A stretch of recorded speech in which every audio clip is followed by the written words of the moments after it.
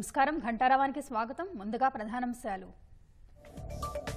రుణమాఫీ విధి విధానాల తయారీకి సీఎం ఆదేశం. 15 ఆగస్టులోపు చేసి తీరాల్సిందేనని స్పష్టీకరణ.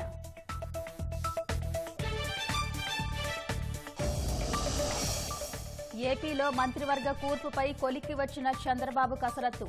జనసేనకు 4, భాజపాకు 2 పదవులు ఇచ్చే అవకాశం.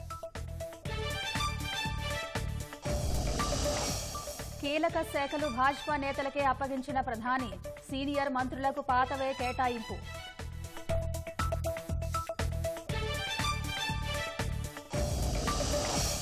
కొరియా ద్వీపకల్పంలో అనూహ్య ఉద్రిక్త పరిస్థితులు. కిమ్ చెత్త ప్లాన్కు లౌడ్ స్పీకర్లతో చెక్ పెట్టేందుకు సీఈఓలు సిద్ధం.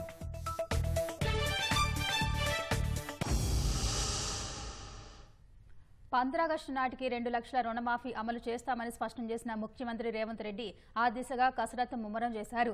అధికారులతో సమీక్ష నిర్వహించిన సీఎం రుణమాఫీ అమలుకు కార్యాచరణ సిద్ధం చేయాలని దిశానిర్దేశం చేశారు. అన్ని వాణిజ్య బ్యాంకులతో పాటు పీఏసీఎస్లలో తీసుకున్న రుణాలకు సంబంధించిన వివరాలు సేకరించాలని సీఎం ఆదేశించారు. ముఖ్యమంత్రి ఆదేశాలతో రుణమాఫీ అమలు విధి విధానాల రూపకల్పనపై యంత్రాంగం దృష్టి సారించింది. లోక్సభ ఎన్నికల నియమావళి ముగియడంతో రాష్ట్రంలో అధికారిక కార్యక్రమాలు జోరందుకుంది.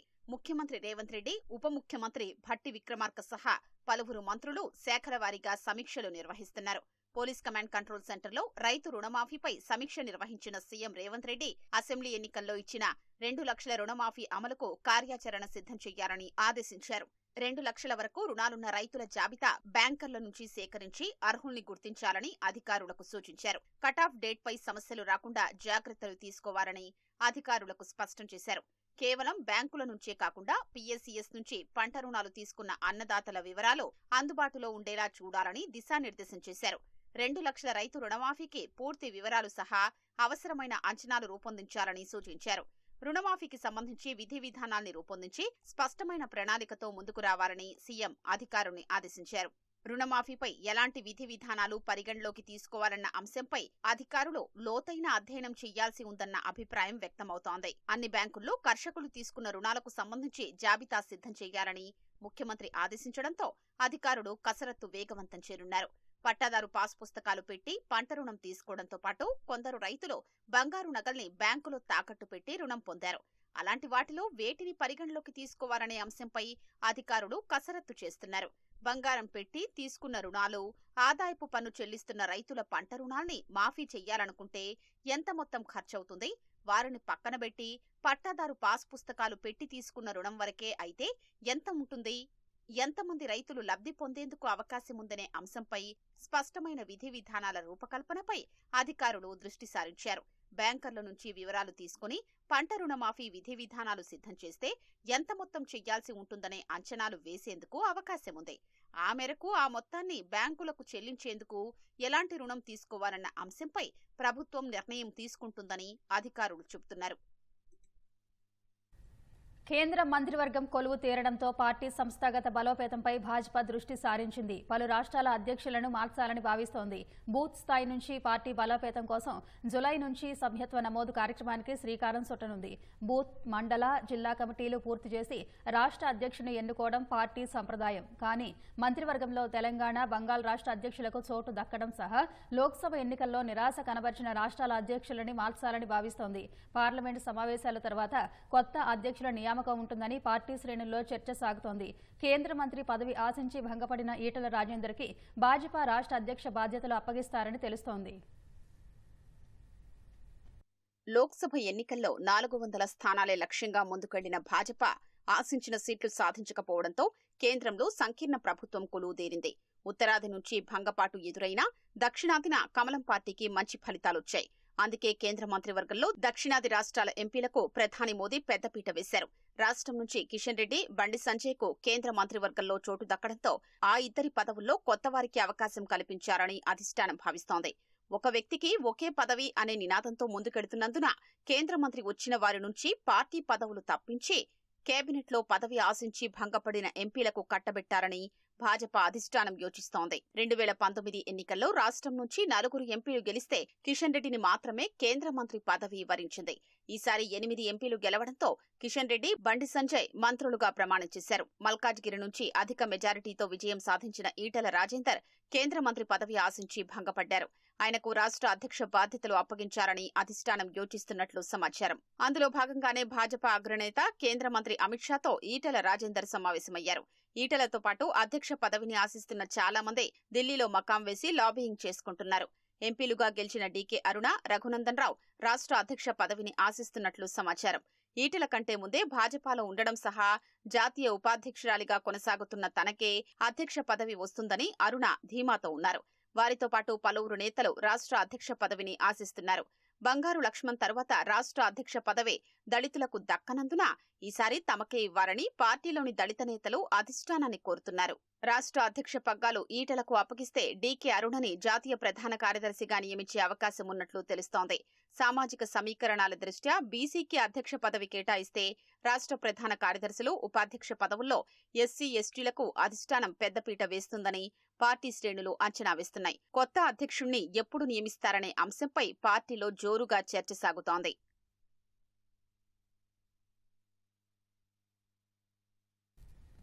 కేంద్ర మంత్రివర్గం కొలువు తీరడంతో పార్టీ సంస్థాగత బలోపేతంపై భాజపా దృష్టి సారించింది. పలు రాష్ట్రాల అధ్యక్షులను మార్చాలని భావిస్తోంది. బూత్ స్థాయి నుంచి పార్టీ బలోపేతం కోసం జులై నుంచి సభ్యత్వ నమోదు కార్యక్రమానికి శ్రీకారం చుట్టనుంది. బూత్, మండల, జిల్లా కమిటీలు పూర్తి చేసి రాజ్యాధ్యక్షుని ఎన్నుకోవడం పార్టీ సంప్రదాయం. కానీ మంత్రివర్గంలో తెలంగాణ, బంగాల్ రాష్ట్ర అధ్యక్షులకు చోటు దక్కడం సహా లోక్సభ ఎన్నికల్లో నిరాశ కనబరిచిన రాష్ట్రాల అధ్యక్షులను మార్చాలని భావిస్తోంది. పార్లమెంటు సమావేశాల తర్వాత కొత్త అధ్యక్షుల నియామకం ఉంటుందని పార్టీ శ్రేణుల్లో చర్చ సాగుతోంది. కేంద్ర మంత్రి పదవి ఆశించి భంగపడిన ఈటెల రాజేందర్కి భాజపా రాష్ట్ర అధ్యక్ష బాధ్యతలు అప్పగిస్తారని తెలుస్తోంది. కేంద్రంలో మంత్రివర్గం కొలువు తీరి శాఖల కేటాయింపు పూర్తి కావడంతో ఇక ఏపీ మంత్రివర్గ కూర్పుపై సర్వత్రా ఆసక్తి నెలకొంది. దీనిపై తెలుగుదేశం అధినేత చంద్రబాబు కసరత్తు దాదాపు కొలికి వచ్చినట్టు తెలుస్తోంది. మంత్రివర్గంలో చోటు కోసం చంద్రబాబును ఎంతో మంది ఆశావహులు కలుస్తున్నా ఏ ఒక్కరి వద్ద తన మనసులోని మాటను ఆయన బయట పెట్టడం లేదు. ఈ రోజు సాయంత్రం మంత్రివర్గంలోకి తీసుకునే వారికి స్వయంగా ఆయనే ఫోన్ చేసి చెప్పే అవకాశం ఉంది. జనసేన అధ్యక్షుడు పవన్ కళ్యాణ్ మంత్రివర్గంలో ఉప ముఖ్యమంత్రి హోదాలో చేరడం దాదాపు ఖాయమేనని తెలుస్తోంది. ఆయన ఒక్కరే ఉప ముఖ్యమంత్రిగా ఉండే అవకాశం ఉంది. పవన్ తో కలిపి మొత్తం 4 స్థానాలు జనసేనకు లభించే అవకాశం ఉందని సమాచారం. భాజపాకి ఆ పార్టీ అగ్రనాయకత్వం అడిగిన మేరకు ఇద్దరిని మంత్రివర్గంలోకి తీసుకోవాలని నిర్ణయించినట్టు తెలిసింది. 164 స్థానాల్లో ఎన్డీఏ అభ్యర్థులు గెలుపొందడంతో ఆశావహుల సంఖ్య అంచనాలకు మించి ఉంది. తాజా శాసనసభలో మహిళల సంఖ్య 21 చేరింది. యువత అధిక సంఖ్యలోనే గెలుపొందడంతో ఆ మేరకు వారికి మంత్రివర్గంలో ప్రాతినిధ్యం పెరిగే వీలుంది. మంచి ఇమేజ్ ఉన్న వారికి, రాబోయే 10-15 ఏళ్ల పాటు రాజకీయాల్లో కొనసాగే సామర్థ్యం ఉన్న వారికి ఈసారి అధిక అవకాశాలు లభిస్తాయన్న భావన వ్యక్తమవుతోంది. ఈ పరిణామం కొందరు అవకాశాలకు గండిపడవచ్చు. కాంపిటేటివ్ బిడ్డింగ్ విధానం పాటించకుండా, టెండర్లు పిలవకుండా నిర్మాణం, కొనుగోళ్ల వల్ల ఆర్థిక భారం అధికమై ప్రజాధనం వృధా కాదా అని జస్టిస్ నరసింహారెడ్డి జ్యుడిషియల్ కమిషన్ అధికారులను నిలదీసింది. యాదాద్రి విద్యుత్ కేంద్రం నిర్మాణం, ఛత్తీస్గఢ్ కరెంటు కొనుగోలుకు గత ప్రభుత్వం అనుసరించిన విధానంపై ఇప్పటికే కమిషన్ విచారణ చేపట్టింది. తాజాగా కమిషన్ సోమవారం భారాస ప్రభుత్వ హయాంలో పనిచేసిన పలువురు అధికారులను ప్రశ్నించి వివరణ కోరింది. యాదాద్రి విద్యుత్ కేంద్రం నిర్మాణం, ఛత్తీస్గఢ్ కరెంటు కొనుగోలుకు భారాస ప్రభుత్వం అనుసరించిన విధానంపై ఏర్పాటైన జస్టిస్ నరసింహారెడ్డి జ్యుడిషియల్ కమిషన్ విచారణను వేగవంతం చేసింది. గత భారాస ప్రభుత్వ హయాంలో ఇంధన శాఖ ముఖ్య కార్యదర్శిగా పనిచేసిన సురేష్ చందా, అప్పటి జెన్కో ట్రాన్స్కోల సీఎండీ దేవులపల్లి ప్రభాకర్ రావుల్ని కమిషన్ కార్యాలయానికి పిలిపించి వివిధ కీలక అంశాలపై ప్రశ్నించింది. యాదాద్రి విద్యుత్ కేంద్రం నిర్మాణానికి అసలు టెండర్లు పిలవకుండా ఒప్పందం చేసుకుని నేరుగా బీహెచ్ఈఎల్ కు కేటాయించాల్సిన అవసరం ఏమిటని కమిషన్ ప్రశ్నించింది. ప్రభుత్వం చేపట్టే ఏ ప్రాజెక్ట్ అయినా కాంపిటేటివ్ బిడ్డింగ్ విధానంలో టెండర్లు పిలిచి తక్కువ ధరకు పనులు చేయడానికి ముందుకొచ్చే సంస్థకే కేటాయించాలనే నిబంధనలు ఉంటే వాటిని ఎందుకు అతిక్రమించారని నిలదీసింది. బెల్ కేంద్ర ప్రభుత్వ రంగ సంస్థ అయినంత మాత్రాన తక్కువ ధరకు చేస్తుందా లేదా అనేది టెండర్లు పిలిస్తేనే కదా తెలిసేది. ఆ విషయాన్ని పట్టించుకోకుండా కేటాయించడం వల్ల ఆర్థిక భారం అదనంగా పడుతుందా లేదా అనేది ఎలా తెలుస్తుందని కమిషన్ అడిగినట్లు తెలుస్తోంది. మాజీ సీఎండీ ప్రభాకర్ రావు సమాధానమిస్తూ అప్పటి రాష్ట్ర ప్రభుత్వం నిర్ణయించిన ప్రకారం భెల్కు కేటాయించామని, ఛత్తీస్గఢ్ కరెంటు కూడా ఆ రాష్ట్ర ప్రభుత్వంతో తెలంగాణ ప్రభుత్వం చేసుకున్న ఒప్పందం ప్రకారమే కొన్నట్లు వివరించారు. విద్యుత్ కొనుగోలు ఒప్పందం ఉంటేనే ఇతర రాష్ట్రాల నుంచి సరఫరా సాధ్యమని ముందుగా ఛత్తీస్గఢ్ ప్రభుత్వంతో ఒప్పందం చేసుకుని జాతీయ విద్యుత్ కారిడార్ను సరఫరా కోసం తీసుకున్నట్లు ప్రభాకర్ రావు వివరించారని సమాచారం. దీంతో పీపీఏ చేసుకునే ముందు దేశవ్యాప్తంగా టెండర్లు ఆహ్వానిస్తే తక్కువ ధరకు కరెంటు విక్రయించడానికి ఇతర విద్యుత్ కంపెనీలు ముందుకొచ్చేవి కదా అని కమిషన్ ప్రశ్నించినట్లు తెలుస్తోంది. మార్కెట్లో ఎంత తక్కువ ధరకు కరెంటు లభిస్తుందనేది టెండర్లు పిలిస్తేనే తెలుస్తుందని, దానికి అవసరమైన కాంపిటీటివ్ బిడ్డింగ్ విధానాన్ని పక్కన పెట్టేసి ఛత్తీస్గఢ్ ప్రభుత్వంతో ఒప్పందం చేసుకోవడం వల్ల తెలంగాణ విద్యుత్ పంపిణీ సంస్థలపై ఆర్థిక భారం పడింది కదా అని కమిషన్ పేర్కొన్నట్లు సమాచారం.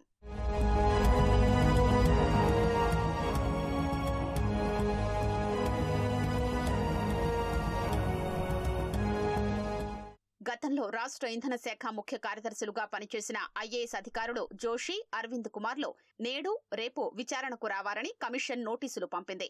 ఛత్తీస్గఢ్ ప్రభుత్వంతో హడావిడిగా ఒప్పందం చేసుకుని కరెంటు కొంటే దీర్ఘకాలంలో తెలంగాణపై ఆర్థిక భారం పడి నష్టపోతామని అరవింద్ కుమార్ ఇంధన శాఖ ముఖ్య కార్యదర్శిగా ఉన్నప్పుడే అప్పటి సీఎం కేసీఆర్ కు లేఖ రాశారు. దాన్ని కేసీఆర్ పరిగణలోకి తీసుకోలేదని సమాచారం. ఈ విషయంపైన కమిషన్ దృష్టి సారించినట్లు తెలుస్తోంది. అరవింద్ కుమార్ ముందుగా హెచ్చరించినట్లుగానే ఛత్తీస్గఢ్ కరెంటు వల్ల ఇప్పుడు తెలంగాణ విద్యుత్ పంపిణీ సంస్థలపై ఆర్థిక భారం పడింది. విచారణలో అరవింద్ కుమార్ ఏం చెబుతారనేది కీలకంగా మారింది. యాదాద్రి విద్యుత్ కేంద్రం నిర్మాణ వ్యయం పెరుగుదలకు కారణాలు, ఛత్తీస్గఢ్ కరెంటు కొనుగోలు ఒప్పందానికి ముందు జరిగిన నిర్ణయాలకు సంబంధించిన సమాచారమంతా రాష్ట్ర ఇంధన శాఖ కమిషన్ కు అందజేసింది. విచారణలో అధికారులు చెబుతున్న సమాధానాలకు అనుగుణంగా మరింత సమాచారాన్ని కమిషన్ సేకరిస్తున్నట్లు తెలుస్తోంది. న్యాయం చేయాలంటూ మల్లన్న సాగర్ కొండ పోచమ్మ రిజర్వాయర్ భూ నిర్వాసితులు మంత్రి దామోదర్ రాజనరసింహను కలిశారు. హైదరాబాద్లో ఆయన నివాసం వద్ద కలిసి వినతిపత్రం అందించారు. గత ప్రభుత్వానికి వ్యతిరేకంగా 963 రోజుల దీక్ష చేసినా ఎలాంటి న్యాయం జరగలేదని వారు వాపోయారు. పరిహారాలు ఇవ్వకుండా ఇబ్బంది పెట్టారని తెలిపారు. కోర్టులో పెండింగ్లో ఉన్న కేసుల్లో ఉన్న నిర్వాసితులకు భూమికి భూమి ఇవ్వాలని కోరారు. భూ నిర్వాసితులకు న్యాయం జరిగేలా ముఖ్యమంత్రి దృష్టికి తీసుకెళ్తానని మంత్రి దామోదర్ రాజనరసింహ వారికి హామీ ఇచ్చారు. భారాస నుంచి కాంగ్రెస్లోకి చేరిన ఎమ్మెల్యేలు దానం నాగేందర్, కడియం శ్రీహరి, తెల్లం వెంకట్రావుపై ఇచ్చిన అనర్హత పిటిషన్లపై విచారణ ఏ దశలో ఉందో పూర్తి వివరాలతో కౌంటర్లు దాఖలు చేయాలని స్పీకర్ కార్యాలయానికి హైకోర్టు ఆదేశాలు జారీ చేసింది. స్పీకర్ కార్యాలయంతో పాటు ప్రభుత్వం ఎన్నికల సంఘాలకు ఆదేశాలు జారీ చేసింది.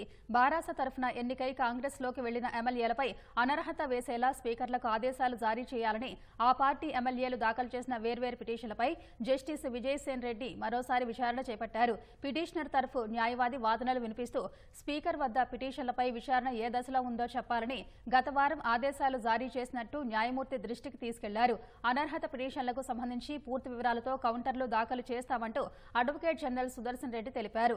బారాస ఎమ్మెల్యేలు దాఖలు చేసిన పిటిషన్లను విచారణకు స్వీకరించిన న్యాయమూర్తి ప్రతివాదులైన సీఎస్, న్యాయశాఖ కార్యదర్శి, అసెంబ్లీ కార్యదర్శి, ఎన్నికల కమిషన్లకు నోటీసులు చేశారు. తదుపరి విచారణను జూలై 27కు వాయిదా వేశారు. లోక్సభ ఎన్నికల్లో భాగంగా సీఎం రేవంత్ రెడ్డిపై ఇచ్చిన ఫిర్యాదును పరిశీలించి చట్ట ప్రకారం తగిన నిర్ణయం తీసుకోవాలని కింది కోర్టుకు హైకోర్టు ఆదేశాలు జారీ చేసింది. రేవంత్ రెడ్డిపై ఇచ్చిన ఫిర్యాదులోని అంశాల జోలికి వెళ్లకుండా జూలై 6కు వాయిదా వేయడాన్ని తప్పుపట్టింది. ఆ ఫిర్యాదును పరిశీలించి చట్ట ప్రకారం తగిన ఉత్తర్వులు జారీ చేయాలని ఆదేశించింది. లోక్సభ ఎన్నికల సందర్భంగా కొత్తగూడెంలో నిర్వహించిన సభలో రేవంత్ రెడ్డి నిరాధార ఆరోపణలు చేశారని, వాటిపై ఇచ్చిన ప్రైవేటు ఫిర్యాదుపై స్పెషల్ మెజిస్ట్రేట్ కోర్టు విచారించకపోవడాన్ని సవాల్ చేస్తూ భాజపా రాష్ట్ర ప్రధాన కార్యదర్శి కె వెంకటేశ్వర్లు పిటిషన్ దాఖలు చేశారు. పిటిషనర్ తరఫున వాదనలు వినిపించిన న్యాయవాది సీఎం రేవంత్ రెడ్డి భాజపాపై నిరాధారమైన ఆరోపణలు చేసి ప్రజల్లో అనుమానాలు రేకెత్తించేలా ప్రసంగించారన్నారని పేర్కొన్నారు. 400 సీట్లు ఇస్తే రిజర్వేషన్లు రద్దు చేస్తారని, రాజ్యాంగాన్ని మార్చేస్తారని ఆరోపణలు చేసి పార్టీ ప్రతిష్టను దెబ్బతీశారన్నారు. ఆ ఆరోపణలపై మెజిస్ట్రేట్ కోర్టులో ఫిర్యాదు చేసినట్టు పేర్కొన్నారు. వాదనలు విన్న న్యాయమూర్తి ఫిర్యాదులోని అంశాలను పరిశీలించి అందులో ఆధారాలుంటే విచారణకు పరిగణలోకి తీసుకుని నోటీసులు జారీ చేయడం, లేదంటే దర్యాప్తు నిమిత్తం పోలీసులకు పంపడం వంటివి చేయాల్సి ఉండగా కేవలం వాయిదా వేయడం సరికాదని పేర్కొన్నారు. ఫిర్యాదును పరిశీలించి చట్ట ప్రకారం తగిన నిర్ణయం తీసుకోవాలని మెజిస్ట్రేట్ కోర్టుకు ఆదేశాలు జారీ చేస్తూ విచారణను మూసివేశారు. రాష్ట్రంలోని అన్ని వర్గాల సలహాలు సూచనలు తీసుకుని సర్వే చేపడతామని బీసీ కమిషన్ చైర్మన్ వకుళాభరణం కృష్ణమోహన్ తెలిపారు. ప్రభుత్వం త్వరలో చేపట్టనున్న సామాజిక ఆర్థిక కుల సర్వేపై కార్యాచరణ ప్రణాళిక తయారీలో భాగంగా people's committee on caste census ప్రతినిధులు, మేధావులు, జస్టిస్ చంద్రకుమార్ సహా పలువురితో తొలి భేటీ నిర్వహించారు. ఎలాంటి సమస్యలు తలెత్తకుండా సర్వే నిర్వహించడం, అందులో చేర్చాల్సిన ప్రశ్నలు తదితరాల గురించి కమిటీ ప్రతినిధుల నుంచి సలహాలు సూచనలు తీసుకున్నారు. ప్రభుత్వానికి ఇచ్చే నివేదికలో తమ అభిప్రాయాలు బీసీ కమిషన్ను పీపుల్స్ ప్రతినిధులు కోరారు. వారంలో రాష్ట్రంలోని వివిధ వర్గాల ప్రతినిధులు, ప్రజా కుల సంఘాలతో సమావేశాలు నిర్వహించేందుకు అవసరమైన షెడ్యూల్ ప్రకటిస్తామని తెలిపారు.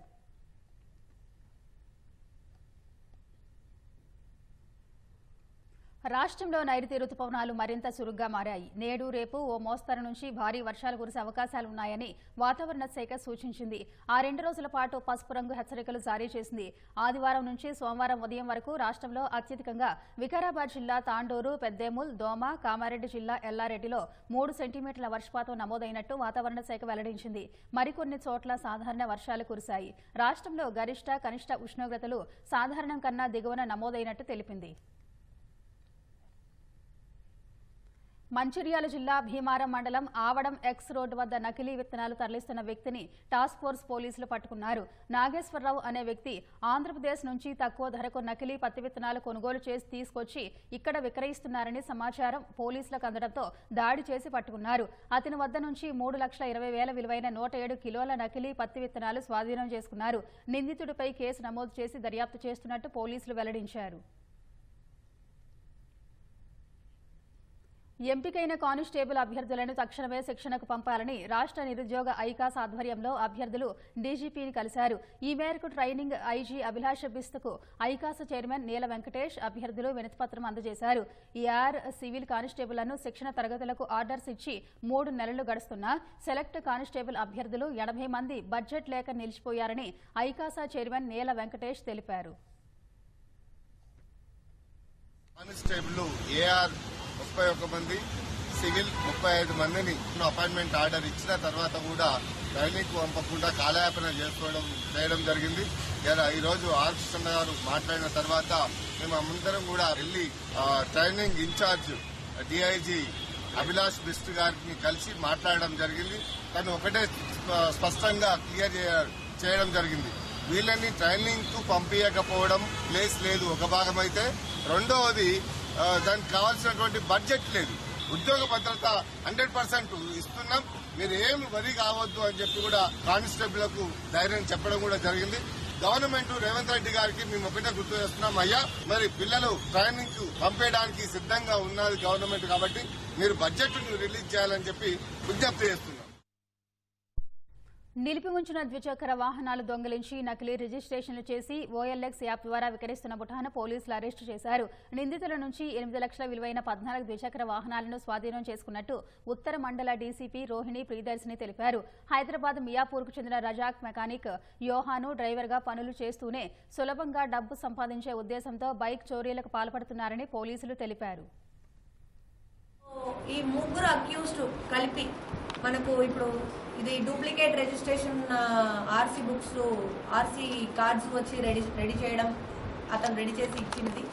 దీనికి వచ్చి ఒక కార్డుకు వచ్చి 1500 రూపీస్ వరకు అతను తీసుకున్నాడు. సో ఇతను ఒక 4 ఆర్సీ బుక్స్ ఇప్పుడు ఈ వీళ్ళ అక్యూజ్డ్కి రెడీ చేసి ఇవ్వడం జరిగింది. సో ఈ అక్యూజ్డ్ ఇద్దరు కూడా రజాక్ అండ్ యోహాన్ ఇద్దరు కూడా యాక్చువల్లీ మోర్ దెన్ 17 కేసెస్ చేసి ఉన్నారు. దాంట్లో 14 కేసులనే మనకు రికవరీ అయింది.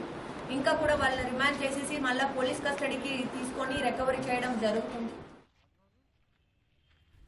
తోటి ప్రయాణికులుగా నటించి మహిళను ఏమార్చి బ్యాగ్లోని బంగారం అపహరించుకుపోయిన సంఘటన ఖమ్మం బస్టాండ్లో చోటు చేసుకుంది. ద్వారకా నగర్కి చెందిన రమాదేవి విజయవాడలో వేడుకకి హాజరయ్యేందుకు బస్టాండ్కు వచ్చింది. ఆమెతో పాటు బస్ ఎక్కిన 2 అపరిచిత వ్యక్తులు మాటల్లో పెట్టి బ్యాగ్ పైన పెట్టించారు. తర్వాత వారి బ్యాగ్ను ఆమె బ్యాగ్ పక్కన పెట్టారు. అనుమానం వచ్చిన రమాదేవి బ్యాగ్ ఇవ్వమని అడగడంతో 3 నిమిషాల తర్వాత ఇచ్చి బస్సు దిగి వెళ్లిపోయారు. ఆమె బ్యాగ్ను పరిశీలించగా అందులోని సుమారు 6 లక్షల విలువైన బంగారు ఆభరణాలు చోరీకి గురైనట్టు గుర్తించింది. ఘటనపై పోలీసులకు ఫిర్యాదు చేసింది. వాళ్ళ బ్యాగ్ నా బ్యాగ్ పక్కన పడుతుంటే వద్దులేండి నా బ్యాగ్ ఇచ్చేసేయండి, నా బ్యాగ్లో గోల్డ్ ఉంది, నేను ఫంక్షన్కి వెళ్తా, గోల్డ్ తీసుకెళ్తున్నానండి విజయవాడ. అందుకని భయానికి నా బ్యాగ్ నాకు ఇచ్చేయండి అని 2-3 సార్లు అంటే వాళ్ళ బ్యాగ్ పెట్టినట్టుగా యాక్షన్ చేస్తే 2-3 నిమిషాలకి ఇచ్చారు ఇక బ్యాగ్ ఇస్తే ఇంకొక అబ్బాయి ఏమో కొద్దిగా సీట్ విండో పక్కకు నెట్టండి, గాలి రావట్లేదు, సీట్ విండో పక్కకు నెట్టండి అని ఇంకొక అబ్బాయి నన్ను డైవర్ట్ చేశాడు. నాకు అది తెలియలేదు, మామూలుగా గాలి రావట్లేదు ఆగికొండ బస్సు అని చెప్పి నాకు రావట్లేదు లేండి అర్థం వాళ్ళకి చెప్పండి అని నేను నా బ్యాగ్ నాకు ఏంటంటే ఇచ్చారు. ఇచ్చి అమ్మటే దిగినాక నాకు గోల్డ్ తెచ్చుకున్నాక గోల్డ్ ఉంది కదా, గోల్డ్ ఉందో లేదో చూద్దామని చెప్పి ఒకసారి డౌట్ తోటి తీస్తే గోల్డ్ బాక్స్ ఓపెన్ చేసింది. అడుగుని పెట్టి చీరల్లో మధ్యలో పెట్టిన బాక్స్ పైకే ఉంది. ఏందంటే ఆ పక్క ఈ పక్క చేయబెట్టుకోవడం చూసి గబగబా బస్సు దిగేసరికి బస్ స్టాండ్ కింద డ్రైవర్ కండక్టర్ గారు ఉన్నారు. కొద్దిగా ఏమండి ఇట్లా నా గోల్డ్ ఇప్పుడే దిగారండి, మీ ముందే మీరు ఇక్కడే నుంచొని ఉన్నారుగా, ఇటే వెళ్ళారు, రెడ్ టీషర్టు నేను బస్సులో ఉండగానే ఇటు నాకు ఎదురుగుండానే కనపడ్డారు ఇద్దరు. అది వెళ్తున్నారని వీళ్ళతో మాట్లాడి మళ్ళీ ఇటు తిరిగేలోపు మాయమైపోయారు.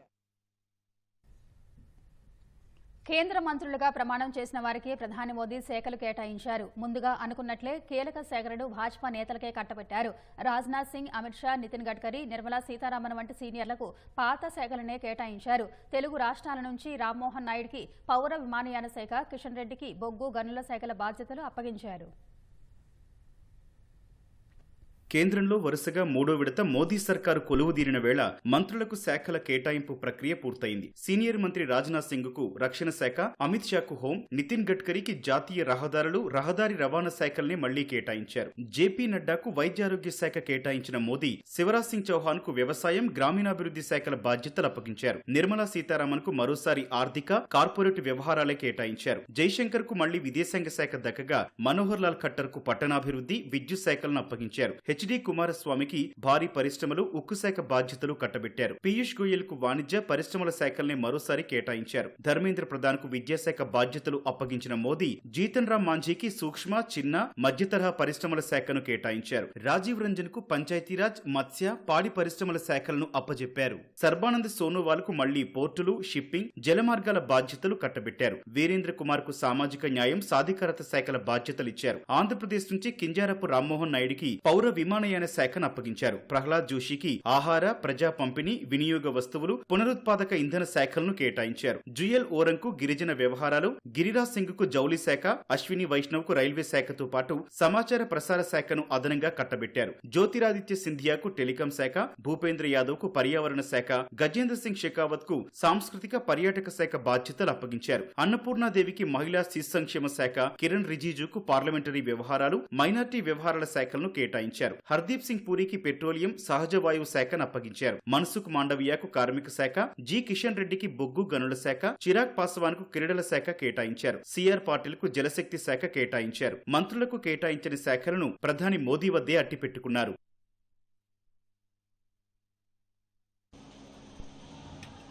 జ్వాలలు కట్టలు తెంచుకున్నాయి. తమ ప్రార్థనా స్థలం జైద్ ఖామ్ ను ధ్వంసం చేసిన కేసుపై పాలకుల నిర్లిప్తత నచ్చని సత్నామీ వర్గం బలోదా బజార్లో నిరసన చేపట్టారు. వారి కోపం కట్టలు తెంచుకోవడంతో నిరసన హింసాత్మకంగా మారింది. 200 వాహనాలను నిరసనకారులు ధ్వంసం చేశారు. అధికారిక భవనాలపై, వాహనాలపై రాళ్లు రువ్వారు. కర్రలతో దాడులకు దిగిన ఆందోళనకారులని పోలీసులు సైతం అడ్డుకోలేకపోయారు. నిరసనకారులు దాడుల్లో కొందరు పోలీసులకు గాయాలైనట్టు తెలుస్తోంది. సత్నామీ ప్రజల ప్రార్థనా స్థలమైన జైద్ ఖామ్ స్తూపాన్ని ఇటీవల కొంతమంది దుండగులు ధ్వంసం చేశారు. ఈ ఘటనపై సీబీఐ విచారణ చేపట్టాలని సత్నామీ ప్రజలు ఛత్తీస్గఢ్ ప్రభుత్వాన్ని డిమాండ్ చేశారు. వారి డిమాండ్ ముందుకు కదలకపోవడంతో ఆగ్రహించిన సత్నామీ వర్గం నిరసనకు దిగింది.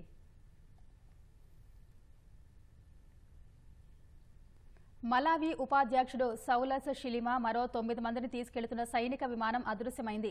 రాజధాని లిలోంగ్వే నుంచి బయలుదేరిన విమానం సుమారు 45 నిమిషాల అనంతరం 370 కిలోమీటర్ల దూరంలోని జుజు అంతర్జాతీయ విమానాశ్రయంలో దిగాల్సి ఉంది. అయితే ఎంతసేపైనా ఉపాధ్యక్షుడి విమానం జాడ తెలియరాలేదు. అదే సమయంలో దానికి రాడార్తో సంబంధాలు తెగిపోయాయి.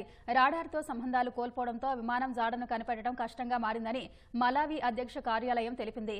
విమానం గల్లంతైన సంగతి తెలియగానే అధ్యక్షుడు లాజరస్ చెక్వేరా బహమాస్ పర్యటన రద్దు చేసుకున్నారు. విమానం ఆచూకీ కనిపెట్టేందుకు విస్తృతంగా గాలింపు చర్యలు చేపట్టాలని అధికారులను ఆదేశించారు.